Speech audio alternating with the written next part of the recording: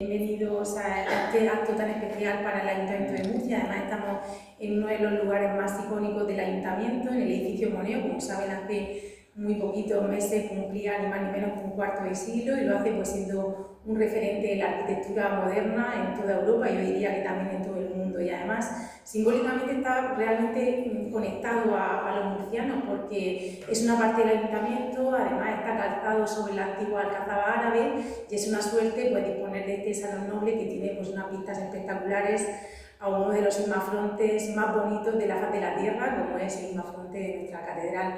Y bueno, yo como concejal responsable del área de patrimonio del Ayuntamiento de Murcia, pues sinceramente estoy tremendamente orgullosa y es para mí un honor poder estar aquí hoy con Pablo Alonso y con Lola Gallardo, pues presentando una obra que nos invita pues a mirar de otra manera a la catedral, a la que es custodia de la memoria de tantísimos murcianos, y lo hace precisamente invitándonos a esa dimensión más simbólica y completamente evocadora.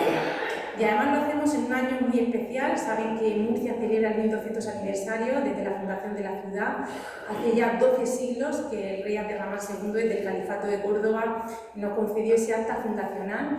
Y el alcalde Ballesta quería que este año fuera un año especialmente comprometido con el cuidado de nuestro patrimonio, de ese legado que se ha forjado a lo largo de 12 siglos de historia y fruto, ¿no?, del paso de tantas civilizaciones y también culturas que han habitado en esta tierra. Y sin duda, los que hemos tenido la oportunidad de poder leer esta maravillosa obra, pues hemos entendido cómo la historia, el arte y la espiritualidad se dan la mano y se complementan perfectamente y nos ayudan a leer nuestro pasado y a comprender mucho más tanto la identidad como nuestras raíces, esas raíces murcianas, ¿no? Y bueno, además, la investigación de Pablo y de Lola se remonta a un momento pues, muy especial también, como es ese aniversario del centenario de esa obra maestra del hermetismo, del misterio de las catedrales, que como saben, pues, bajo el seudónimo de Fulcanelli, pues es una obra maestra que desde luego merece la pena referenciar. Y en ese caso, pues de ese estudio, estos magníficos autores han hilado pues, un paralelismo, una sinergia entre la cruz, como saben, de Hendaya y también pues, uno de los edificios y de las partes más importantes de la catedral, como es el coro, ¿no? Y nos invitan pues, a conocerla, a redescubrirla con el máximo rigor académico, como siempre hace Pablo, también de la mano de Lola, ¿no? Y para nosotros, como pues no puede ser de otra manera, pues es un auténtico orgullo poder presentar este libro aquí, por primera vez, ¿verdad, Lola? Aquí en la Casa de Todos los Murcianos, en el Ayuntamiento de Murcia, pero convencidos estamos de que va a tener pues, una proyección muy importante, no solo en nuestra región, sino también en todo el territorio nacional. Bueno, a mí, que he leído el libro, pues sí que me gustaría destacar algunas cosas, ¿no? Porque es sorprendente. Probablemente es uno de los libros que a mí más me ha abierto los ojos en relación a la lectura de lo que vemos inicialmente, que es un trocito de piedra, pero realmente tiene pues, un mensaje que trasciende del tiempo. Y claro, cuando uno no lo conoce, pues ve algo bonito, algo que quizás es pues, bello para el ojo humano, pero que tiene mucho más detrás que hay que conocer, ¿no? Y en ese sentido, pues tanto Lola como Pablo han hecho un trabajo espectacular a lo largo de muchísimos meses. Incluso hacen algunas reflexiones muy importantes sobre hitos históricos que han ocurrido, algunos más agradables, otros menos, ¿no? Como ese incendio que sufrió la catedral en el año 1854 y que supuso pues, una reconstrucción que además vino pues, de la mano de un estilo romántico tardío y que dejó pues, tallado en la piedra pues, muchos elementos iconográficos y herméticos muy especiales que ellos han sabido leer perfectamente y traducir para todos nosotros, ¿no? Y bueno, ¿qué voy a decir yo de dos personas que son increíbles, que tanto han hecho por Murcia, que siguen trabajando, que se han volcado especialmente en este año con esta publicación y también, pues como saben, con otras iniciativas que han promocionado para no solo recuperar, sino poner en valor qué tan importante es este patrimonio y de alguna manera traducirlo a los mortales, ¿no? Porque no es tan fácil que todos podamos saber qué querían esas personas en el momento que decidieron esculpir o tallar algo sobre un imafronte o sobre, por ejemplo, el edificio del coro de la catedral, que tan especial es para todos. Pero como tengo aquí a los protagonistas, yo sí que me gustaría, aunque luego finalizaré con una pequeña intervención, sí me gustaría pues, dar la palabra en primer lugar a Pablo Alonso, ya lo conocen, después si quieren hablamos de su dilatado currículum, ¿no? Y todas esas obras que están a sus espaldas y que lo referencian pues, como un autor importantísimo en todo el territorio nacional. Voy a darte la palabra, Pablo, para que nos comentes un poco cuál es, nos haces un pequeño repaso por el libro, ¿vale? Gracias, muchas gracias. Buenos días a todos, gracias por venir aquí esta mañana, por motivo de enorme alegría para nosotros, para mi esposo y para mí, que sacar este libro que habla sobre Murcia. Por supuesto, el título habla de otra cosa, que es la Cruz de Endaya, pequeña localidad fronteriza de Francia con España, muy famosa por sus encuentros entre las vías de personajes importantes o por el exilio, autoexilio momentáneo allí en el año 24, 1924, del propio Unamuno, que estuvo en varios sitios autoexiliado. Un lugar especial, como todos los lugares de frontera, donde a alguien se le ocurrió poner una cruz, por favor, Rubén. Esta es la cruz de Endaya, que es una cruz más, no es una cruz más, sencillamente porque se le tiene en ella considerado uno de los mayores hermetistas del siglo XX, Fulcanelli, evidentemente un seudónimo, para decir que de ella, en el último capítulo de su obra, en 1926, El misterio de las catedrales, 1926, la primera edición, para decir que ella encierra un jeroglífico, dice, sobre el final de los tiempos. Y que decir tiene que eso dio pie a todo tipo de especulaciones, obras posteriores, que hablaban de este mismo fenómeno, y todo el mundo estaba interesado en saber qué quería decir sobre el fin del mundo, nada menos. Porque además decía de esta cruz que encerraba no solamente eso, sino que de ella podía deducirse algo así como que también había un lugar de salvación. Es decir, el mundo iba a ser devastado hace 100 años de eso. Ahora va a empezar 2026, ese es el motivo de sacar ahora la obra. Que iba a ser devastado bien por devastadores fuegos, en parte venidos del cielo, en parte volcanes, cada uno que le dé la imaginación, en parte por devastadoras inundaciones que nos suena todo de algo, pero eso lo dice en 1926. Y dice en concreto que nuestro hemisferio va a ser sacudido completamente por el fuego. ¿Qué tiene que ver eso, verdad? Con Murcia, por favor, la siguiente imagen. Pues este es el edificio del coro de la Catedral de Murcia, en una de sus esquinas, la capilla de Santa Bárbara, capilla retocada completamente después del incendio de 1853, como ha señalado Francisco Montecuatro, como ha señalado muy bien doña Rebeca, y que tiene todo tipo de detalles asombrosos de carácter hermetista y alquímico, que ya, sobre el que daría alguna indicación, por favor, Rubén, para detenerme en este, porque esto es una rueda de prensa, no es una conferencia. Por favor, fijaos en esta salamandra, mal ejecutada, hinchada, gorda, no es grácil, como realmente la salamandra no es una animal grácil, pero a veces son más delgados, más esbeltos, sobre todo la albina, ¿no? Es más esbelta, y este es un animal rechoncho, un animal además con las patas deformes, es decir, de punto de vista mal ejecutado, pero sobre el que se quiere plantear la idea de que está embellido, hinchado, un tema muy alquímico. El tema de la salamandra es el símbolo ancestral del elemento fuego, y se pone de moda, se retoma de moda a principios del 19 porque, por favor, la siguiente, por esta imagen de la campana de San Antonio. Pero antes va a haber un momento. Buenos días a todos y gracias por acompañarnos. Les voy a leer, si no les importa, mi breve intervención porque estoy muy nerviosa y no quiero que se me olvide nada. A ver. Mi interés y aportación a este ensayo realmente surgió cuando hace algunos años Pablo me planteó sus dudas sobre la cronología de algunas de las imágenes del edificio del coro de la catedral, especialmente la capilla de Santa Bárbara, como ya se ha citado, que está al noroeste de dicho coro o edículo, también llamado así, en la que en su ménsula nos encontramos con la salamandra, así como un león y un combate del caballero y el león, y que no se parecen a las demás ménsulas que están alrededor. Y pensaba que hacía ahí esos elementos y que pintaban en ese momento, ¿no? Y me quedé muy sorprendida. En un principio pensé que era producto de las sucesivas etapas de construcción de la catedral, pero al comprobar la existencia de otra salamandra, que es la campana de San Antoniano, en la torre de esta catedral, y probablemente del siglo XIX, ya me planteé que podrían haber sido incorporadas con posterioridad a las ménsulas existentes en las otras capillas que están alrededor del edificio. Resultó entonces determinante la obra del catedrático de Historia del Arte de la Universidad de Murcia, don Cristóbal de Navarro, titulada La Catedral de Murcia, en 1994, y con motivo del sexto centenario de la catedral, ¿no? En la que hablaba del incendio, como ya se ha citado anteriormente, que sufrió el templo en la madrugada del 2 al 3 de febrero de 1854. Dicho incendio destruyó el altar mayor, el coro y algunas vidrieras estallaron debido a la temperatura alcanzada. A partir de ahí se realizaría lo que nosotros entendemos como una reconstrucción, que no restauración, ya que se partía casi de cero en algunas zonas. Consideramos que fue a partir de ahí que entonces cuando se aportaron elementos probablemente nuevos a las capillas del edículo, como la salamandra de la capilla de Santa Bárbara, que evidentemente posterior al incendio y con un estilo propio del medievalismo fantástico. En las otras mésulas del edículo, el grado de deterioro nos llevó a deducir que la cronología podía variar mucho de unas imágenes a otras, por lo que consideramos que a partir del siglo XIX se introdujeron elementos nuevos y de carácter hermetista y alquímico, que era una de las tendencias literarias presentes en los últimos decenios del siglo XIX y los primeros del siglo XX.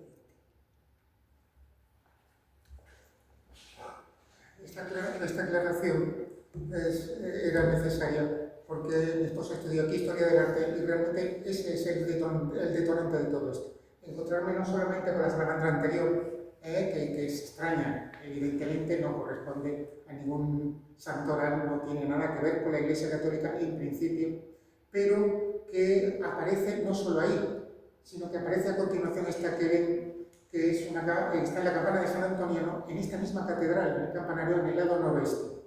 A continuación hay otra más, hay varias más en la casa de Villuga 5, que está aquí justo y es de estilo, pues, no sé, neobarroco, de modernismo ecléctico, esa época entre los años 20 y los 30, y que es con posterioridad, me refiero a la fachada, probablemente a 1929.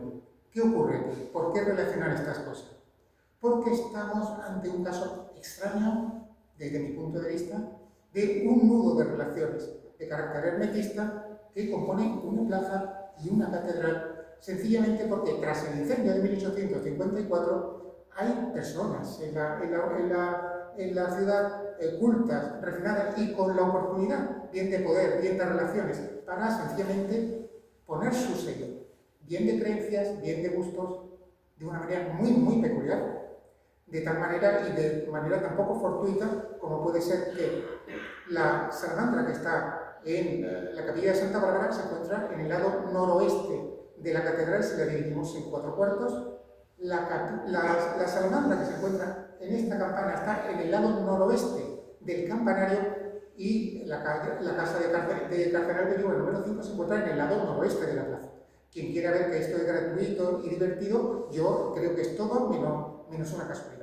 Y se trata de juegos de relaciones simbólicas, insisto, es una clase adinerada, la alta burguesía de la Murcia de finales del 19-20, que se enriqueció más de lo que ya no estaba con sencillamente las distintas desamortizaciones que hubo, no solo la de Mendizábal es la más conocida, pasaron a sus manos grandes predios, ¿no? Y propiedades tanto de rústicas como urbanas, ¿no? Y decidieron pasar al poder, pasaron al poder político poco a poco y solo se vieron interrumpidos por hechos fortuitos, ¿no? Como es la dictadura de Primo de Rivera y por supuesto luego la República y posteriormente la guerra que trastoca muchas cuestiones. Entonces, ¿qué nos encontramos? Que en 1929, antes de la casa de Belluga número 5, sale otro libro de Fulcanelli fundamental que se llama Las moradas filosofales. Sí, el Misterio de las Catedrales habla de leer las catedrales como libros de alquimia y la morada filosofal presenta las viviendas de algunos iniciados, supuestamente iniciados franceses, como pergaminos, donde viene ese mismo simbolismo que hay que saber leer. Desde mi punto de vista, Belluga número 5 es una mansión filosofal que se permite doña Dolores Torres García Otaza, propietaria entonces de la casa. ¿Y qué ocurre con la Catedral de Murcia? La Catedral de Murcia, que después del incendio, pues resulta, desde mi punto de vista, es fundamental el papel, no tengo manera de demostrarlo aún, de sencillamente don Jerónimo Torres Cánovas, que ese Torres nos da la clave. Jerónimo Torres Cánovas, nada menos que deán de la Catedral, rector de la Universidad Libre de Murcia, 2 veces diputado, es todo un personaje cultísimo además, que tiene el poder, la oportunidad familiar, económica y sobre todo el papel, su papel en la catedral termina siendo vicario general en sede vacante cuando se queda la diócesis de Cartagena temporalmente sin obispo. Él es elegido temporalmente para ocupar el poder. Estoy hablando de todo un personaje y desde mi punto de vista le gusta esto. Es mi opción porque además es acusado de liberal. Cuando viene un obispo con el tiempo en los años 20, pero antes incluso, que procede de Vitoria, porque entonces se presentaban a políticos, ¿no? Es decir, la Iglesia, como he dicho, 2 veces diputado fue Jerónimo Torres Casanova, pero es que el obispo que había sido antes senador carlista y venía de Vitoria, es decir, y no se pueden ver el uno al otro, y de hecho cuando fallece don Jerónimo no acude a su entierro. Es una cosa muy, muy particular y es señalado en las crónicas de la época en un espléndido artículo y estudio de Díaz de Revenga que hay en la revista de Filología de la Universidad de Murcia. Entonces, entre estos personajes nos andamos y el coro de la Catedral de Murcia es, desde mi punto de vista, un resumen de esos gustos de la época. Se quedan ahí, un coro peculiarísimo, evidentemente constatable la regulación no solo de la salamandra, con los estudios de alquimia, y quiero dejar una pequeña huella de esta pasión y de la motivación de que haya tanta salamandra en Murcia.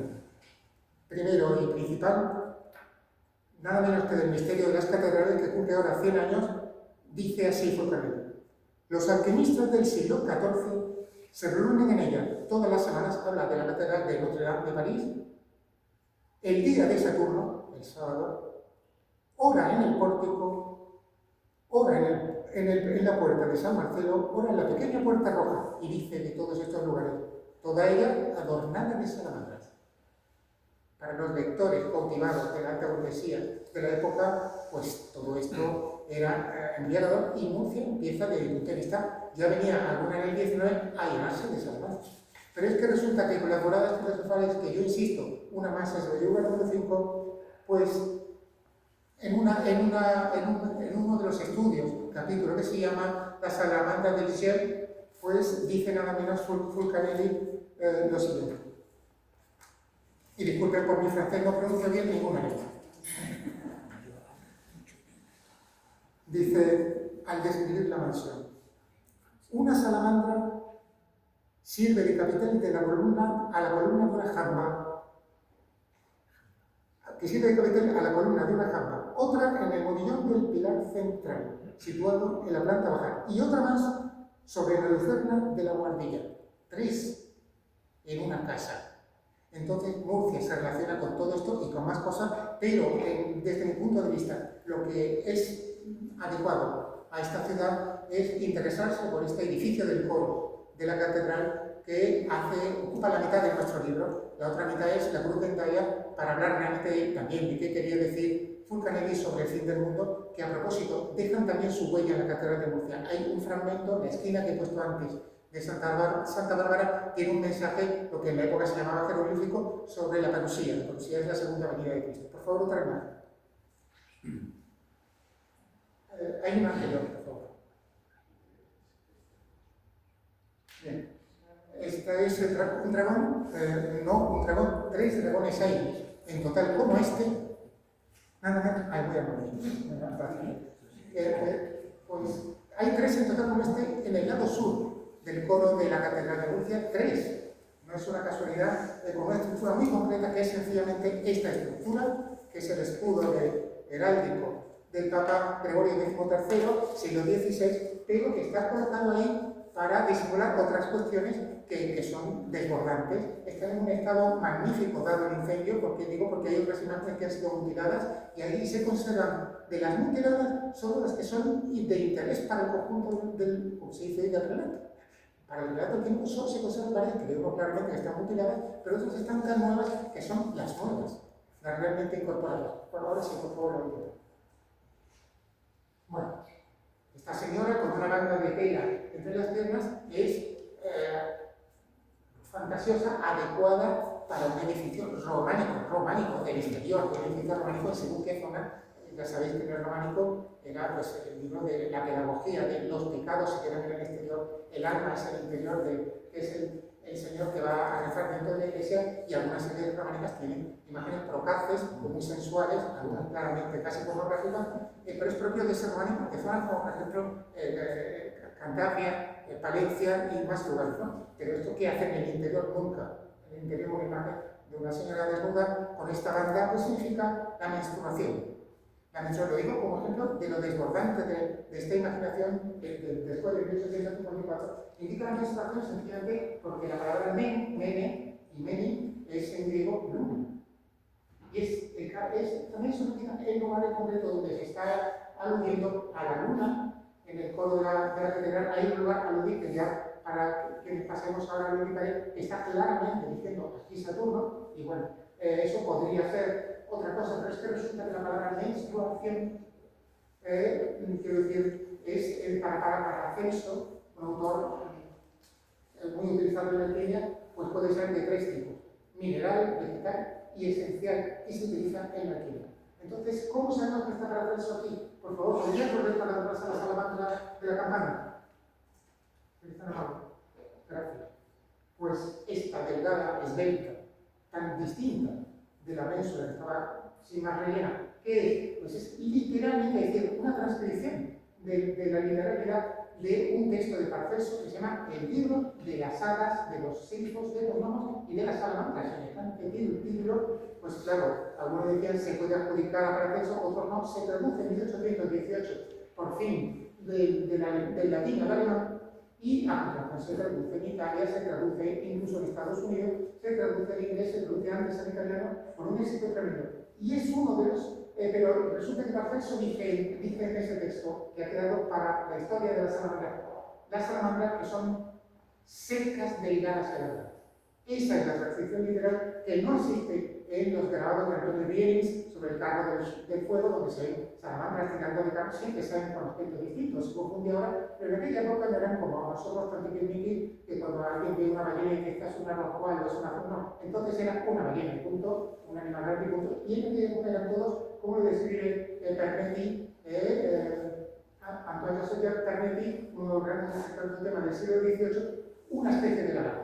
No se moja, nadie sabe exactamente lo que es una salamandra, pero sí le sorprende esa magia del animal que de pronto nace y vive en el agua, porque es anfibio. A continuación ya no vuelve a vivir en el agua y a continuación vive de pulmones fuera del agua. Animal asombroso para los observadores de la antigüedad, porque se repone en inviernos durísimos y de pronto se deshiela, como ha sido ya actualmente firmado, después de haber sido completamente culpado, y rápidamente se da un paseo y vuelve al agua. Se parece como inmortal, eso daría probablemente subyugar a los antiguos.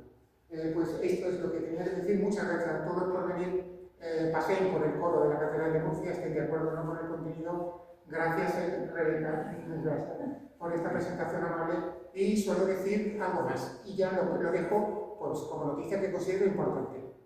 Si la cara sur, con esos dragones está en perfecto estado, presentando temas de tipo hermetista, sin duda, la cara norte está en algunos de los lados, sobre todo, insisto, en la capilla de Santa Bárbara, que es fundamental, importante, está tomada desde el punto de vista de una imaginería obtenida del libro de las figuras jeroglíficas de Nicolás Flamel. Nicolás Flamel no es solo un personaje que sale en Harry Potter. Es un personaje del siglo XIV, lo que he aludido a la época de la salamandra, según Fulcanelli, que se reunían todos, pues hay un pequeño homenaje a este libro, porque hay una escena que es clásica para los conocedores de la alquimia y que viene siempre de Nicolás Flamel, y es la del combate de un hombre con un león, que es arrebatado por el león, y que dice en el libro de Flamel lo siguiente. Discúlpenme, ya termino.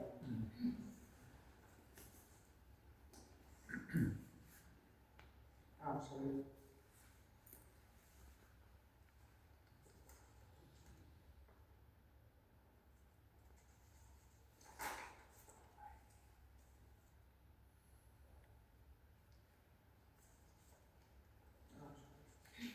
Disculpen, pero de vista por lugar.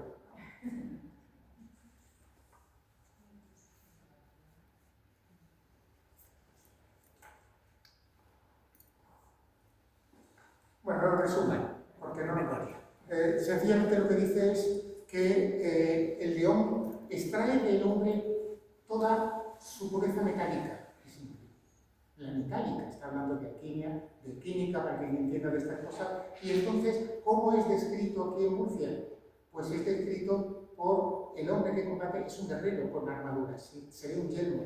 Entonces, es de esa metálica estructura que recubre al soldado o al guerrero, de donde el león está extrayendo la tintura. Si término oscuro es famoso, que Fulcanelli, el lenguaje alquímico es muy obtuso, en fin, verdaderamente obtuso, y he contado con la enorme fortuna de que yo ya poseía una mini pequeña biblioteca erudita de temas de alquimia por otras cuestiones, y entonces he encontrado ahí los referentes.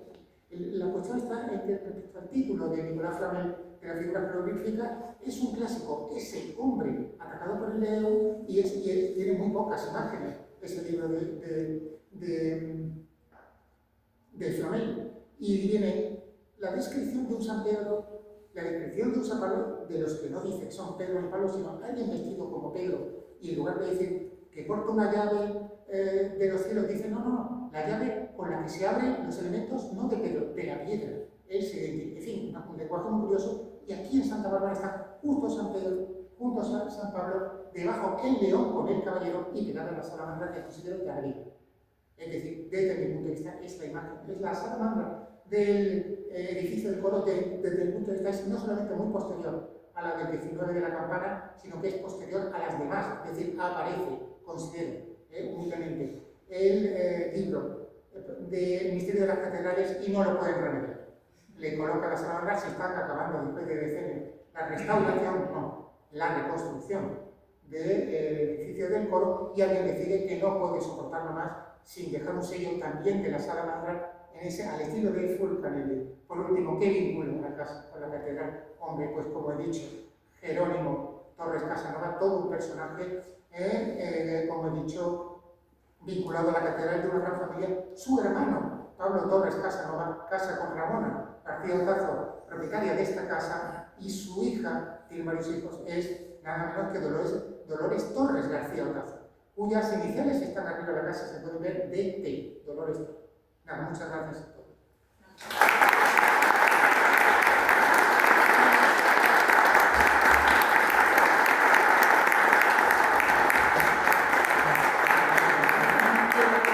Bueno, ¿qué les ha parecido este aperitivo? Magnífico, ¿verdad? Bueno, pues si quieren de verdad pues, conocer esos secretos que yo creo que son prácticamente desconocidos por todos los murcianos y por supuesto por los visitantes que vienen a conocer nuestro patrimonio, pero que gracias a personas y bueno, investigadores de la talla de Pablo Alonso y de Lola Gallardo, a través de este libro pues, nos lo dan a conocer. Yo creo que es un auténtico regalo.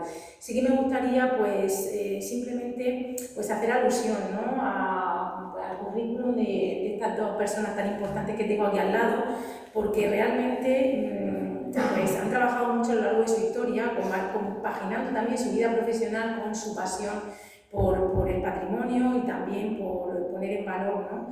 El legado que tenemos aquí en Murcia. Es que Pablo Alonso es licenciado en Historia Medieval por la Universidad de Málaga y miembro de la Academia Andaluza de Historia, pero además ha sido autor de diversas obras, sobre todo relacionadas con la simbología y también con todas esas referencias herméticas, como es el Viaje nocturno a Caravaca, o Seira, donde se posa el Fénix, Las estrellas de Unate, La ventana de la aparición, La quinta esencia de Vélez, o también pues, ha impartido conferencias por todo el territorio nacional. Nosotros se nos quedan guardados en el corazón pues, esas que han tenido lugar afortunadamente incluso este año aquí en la ciudad de Murcia.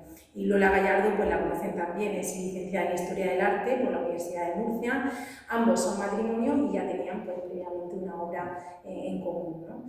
Simplemente nosotros queríamos agradecer a Pablo Alonso y a Lola Gallardo pues, ese amor por Murcia.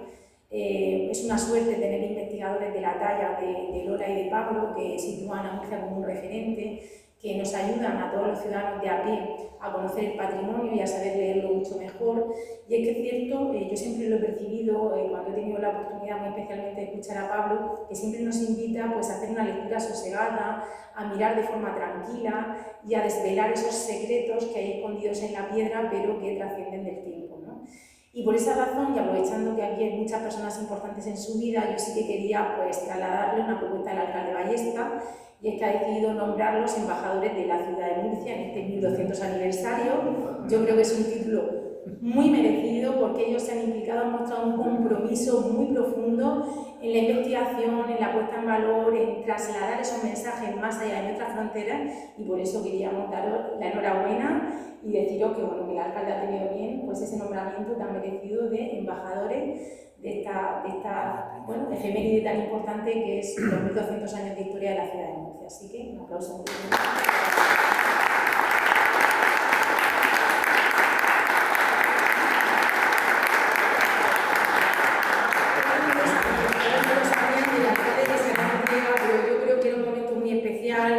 Muy importante para ellos porque es la presentación de un libro que lleva mucho trabajo detrás, y era pues importante desde este ayuntamiento reconocer ese trabajo, porque ese trabajo nos ayuda a referenciarnos en todo el territorio nacional y muy especialmente europeo, pues a la vanguardia, ¿no?, de estos estudios que son tan importantes desde el punto de vista sobre todo arquitectónico y cultural.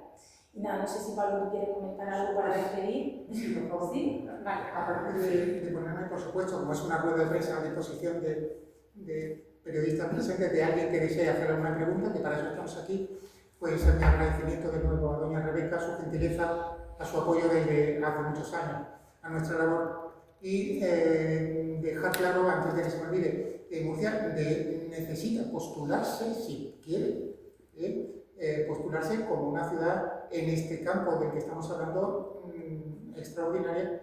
Lo digo por la vinculación de lo que ahora sencillamente da igual las motivaciones que causaran la transformación, nada menos que del coro de una catedral, que es un edificio siempre principal en una ciudad, suele ser el corazón de una ciudad. Pues dejar un mensaje hermetista en el corazón de una ciudad que ya tiene ese mensaje pues 100 años, 120 años más, significa todo un empeño y un logro, y que unirlo a la Casa de Belluga número 5 hace un nudo de relaciones de carácter hermetista en esta ciudad extraordinario. No es normal. Hay edificios modernistas con imágenes de Hermes, con tendencias que uno pueda pensar que son de carácter hermetista. En este caso no. En este caso están las salamandras bien colocadas, todas mirando al noroeste, y la ciudad de pronto se encuentra con que tiene, insisto, un nudo de correspondencias de carácter hermetista que se trasladan del edificio religioso al edificio civil contiguo y hacen de la plaza de Belluga, en ese sentido, una plaza casi hermetista. No es solamente un centro cardinal en el sentido etimológico de cardis, ¿no?, de corazón, en el sentido griego, sino cardinal porque es un cruce de personas, de poder, evidentemente religioso, político desde hace muchos años, y también escenográfico, que es algo muy barroco, ¿verdad?, el movimiento y la escenografía, el teatro, es un lugar muy teatral, como puede verse en la fachada, sino que ahora nos encontramos, yo el primer sorprendido, con lo que es un nudo, insisto, de correspondencias hermetistas que debería conocer todo el mundo.